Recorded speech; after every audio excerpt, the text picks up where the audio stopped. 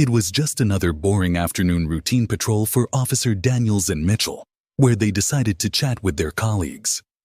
Their conversation was interrupted when an elderly woman fell in front of them. However, instead of helping Officers Daniels and Mitchell couldn't stop themselves from laughing, but their laughter was short-lived. After laughing, they soon found out who this mysterious woman was the mother of and how much trouble they would be because of it. Who exactly was the elderly woman? Should they apologize for their behavior? And most importantly, would they truly lose their job if they didn't?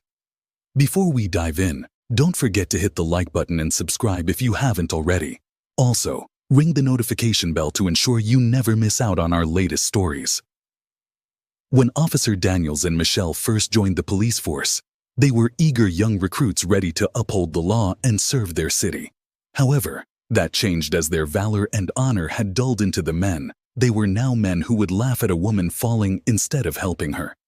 The boring routine patrols and petty crimes seemed redundant to them. They felt slighted that potential not used for work that they deemed worthy of their caliber. Clara always ensured that her outfits looked pristine, and her hair was always neatly styled. With a sharp intake of breath, she stumbled as she fell. The bag on her shoulder also tumbled to the ground, releasing most of its content for everyone to see. Leaning against the building, Officer Daniels and Mitchell were only a stone's throw away from where Clara fell. The thing they did next would change the course of their career forever. Instead of rushing to her aid after hearing her slightly panicked yelp, the two men did something unthinkable. An inappropriate chuckle escaped from Officer Daniels' lips, but this was not the worst as Officer Michelle released a roar of laughter. Poor Clara, who had hurt herself slightly from her skin, scraping against stone, tried to push herself off the floor. Daniel remarked, a smirk playing on his face. Mitchell, playing along, responded to this, grinning, a literal trip down memory lane. As they exchanged jokes, they didn't see the disapproving stares of onlookers as a small crowd formed around the incident. A young woman rushed forward toward Clara, gently turning her over and checking to see if she had any injury. As he stood up straight again, he cast a nasty glance at the two officers, who were still making jokes about what had just happened. Seeing how they were too engrossed to notice if anything was wrong with Clara, the woman shot them a sneer. "How could you?" The young woman's voice trembled with fury as she addressed the two policemen, who turned to her, stopping joking around. The two officers felt untouchable in their uniform, but when they found who Clara truly was, they would find that that wasn't really the case. She continued, "Is this the kind of protection and service we're supposed to expect from you?" She spat. Officer Michelle was the first to open his mouth and asked, "Who is she?" to Officer Daniels, keeping his voice low to avoid drawing attention to it. Officer Daniels merely shrugged, his usual confident demeanor wavering. "I don't know, but I have the feeling that we need to find it out." In the meantime, Clara was gently escorted to a nearby bench. Concerned bystanders tried to make her feel comfortable and were tending to the small scrapes on her skin. As Clara sat on the bench nursing her minor injuries, a storm of emotions raged within her. The laughter of the officers echoed in her ears, their faces etched in her memory.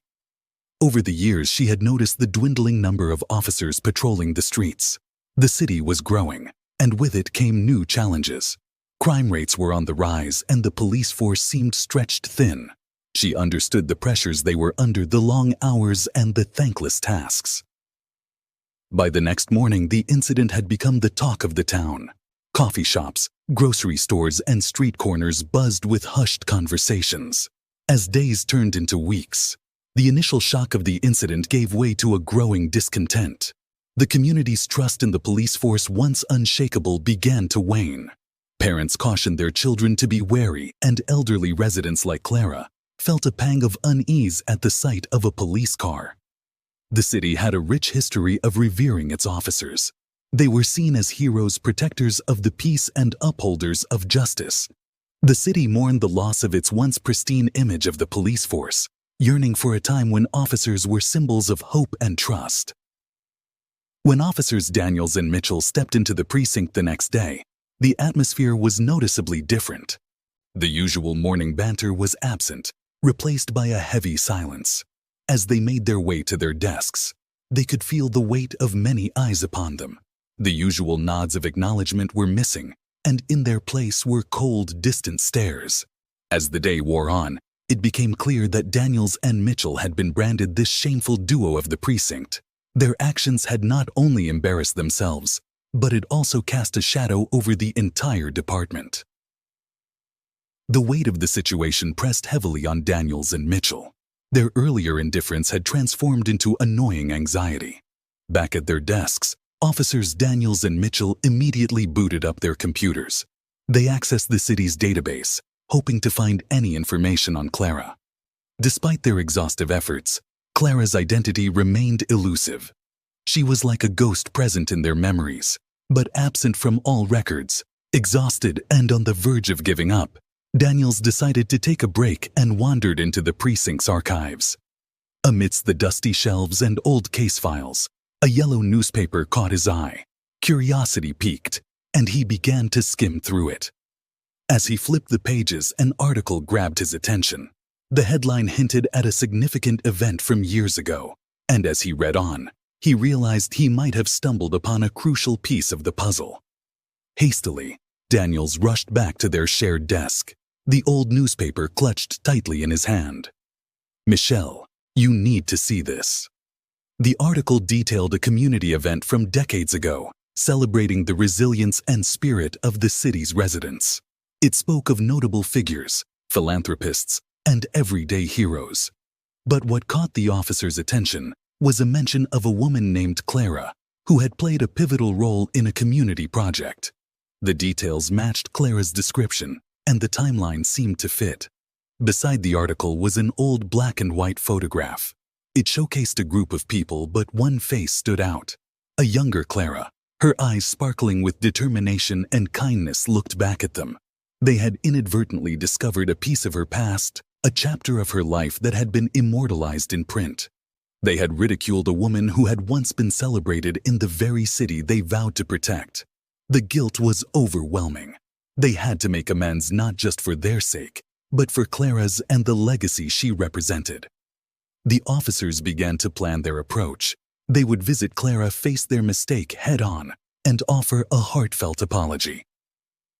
With a deep breath, Officers Daniels and Mitchell stood outside Clara's residence. They knocked gently, waiting for the door to open. As Claire greeted them, her eyes held a mix of surprise and weariness. The officers cleared their throats, hoping she would grant them a few moments of her time to seek her forgiveness. Inside Clara's cozy living room, the officers began. "We deeply regret our actions, ma'am." Daniels began, his eyes downcast. Mitchell added, "We failed in our duty, not just as officers but as human beings." Their apology was heartfelt, their remorse evident. Clara listened intently, her face inscrutable. After a long pause, she finally spoke. "We all make mistakes," she began, her voice gentle. "What matters is that we learned from them." Her words were filled with grace and understanding, showcasing her magnanimity. She acknowledged their sincere remorse and inner wisdom, offered them a chance at redemption, wanting to make amends in any way they could. The officers offered to drive Clara to her special place. As they arrived, the officers realized they were at a beautifully maintained memorial park. In front of them stood a statue, a tribute to community heroes of the past. Clara's eyes shimmered with tears as she shared stories of the individuals immortalized in stone, reminding the officers of the values they had vowed to uphold. As Clara continued, she dropped a revelation that left the officers stunned. "My younger son," she said with a hint of pride, "took up his brother's mantle and is now the chief of police." The weight of this information settled heavily on Daniels and Mitchell.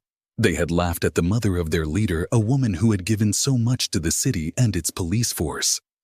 Seeing their shock, Clara gently continued, "I didn't tell my son about the incident. I believed that you both would realize your mistake and come to apologize." Her faith in their inherent goodness and the possibility of redemption was evident. "Everyone can lose their way," she said softly, "but it's never too late to find the right path again." With heads bowed, they made a silent vow to Clara, her heroic son, and themselves. They would strive to be better, to uphold the honor of their roles, and to serve their community with genuine compassion and respect.